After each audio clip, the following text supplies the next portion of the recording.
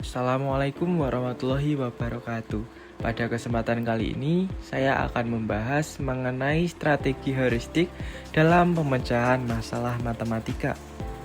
Perkenalkan, nama saya Rahmat Nurbaiti Wiyos Laninggaru dari Prodi PGSD semester 6E dengan NIM 2386202198. Pembahasannya dimulai dari pengertian dan tujuan strategi heuristik.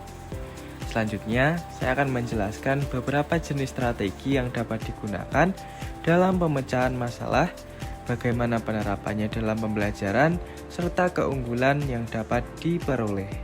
Jadi, sederhananya, strategi heuristik digunakan ketika jawaban suatu masalah tidak dapat langsung ditemukan hanya dengan menerapkan satu rumus tertentu.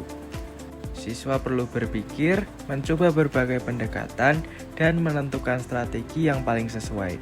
Karena itu, dalam strategi heuristik, proses menemukan solusi menjadi bagian penting dari pembelajaran. Nah, tujuan strategi heuristik bukan hanya agar siswa mendapatkan jawaban yang benar. Hal yang lebih penting adalah bagaimana siswa memahami proses untuk mencapai jawaban tersebut.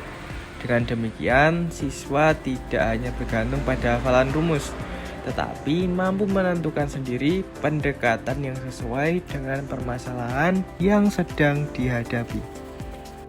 Sekarang masuk ke jenis-jenis. Strategi heuristik memiliki berbagai macam bentuk. Penggunaannya nggak harus sama untuk setiap permasalahan. Misalnya, masalah yang berkaitan dengan bentuk dan ruang mungkin lebih mudah diselesaikan menggunakan gambar. Sementara itu, masalah yang memiliki keteraturan dapat diselesaikan dengan mencari pola. Jadi, siswa perlu belajar mengenali karakteristik masalah sebelum memilih strategi. Salah satu contoh sederhananya adalah penggunaan strategi bekerja mundur. Dalam soal ini, kita telah mengetahui kondisi akhirnya, yaitu Andi memiliki 12 kelereng setelah memberikan 5 kelereng.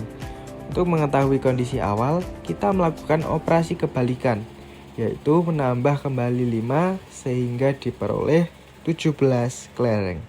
Penerapannya, dalam pembelajaran guru dapat memberikan masalah yang memungkinkan munculnya berbagai strategi penyelesaian. Siswa kemudian diberi kesempatan untuk mengeksplorasi solusi secara individu maupun kelompok. Dalam proses ini, guru nggak langsung memberikan jawaban, tetapi membimbing siswa melalui pertanyaan yang dapat mengarah ke proses berpikir mereka. Terdapat beberapa keunggulan pada strategi heuristik. Keunggulan utama strategi ini adalah memberikan ruang kepada siswa untuk berpikir secara aktif. Jadi siswa tidak hanya mengikuti contoh penyelesaian dari guru, tetapi belajar menganalisis masalah, memilih strategi, mencoba solusi, dan melakukan evaluasi terhadap hasil yang telah diperoleh. Nah, berdasarkan pembahasan tadi, dapat disimpulkan bahwa strategi heuristik memberikan kesempatan kepada siswa untuk terlibat secara aktif dalam proses pemecahan masalah matematika. Melalui berbagai alternatif, siswa tidak hanya diarahkan untuk memperoleh jawaban yang benar, tetapi juga memahami bagaimana suatu solusi dapat ditemukan.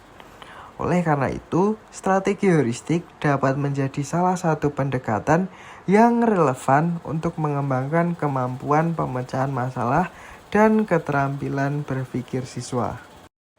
Itu tadi sedikit materi yang dapat saya bagikan. Atas perhatiannya, saya ucapkan terima kasih. Wassalamualaikum warahmatullahi wabarakatuh.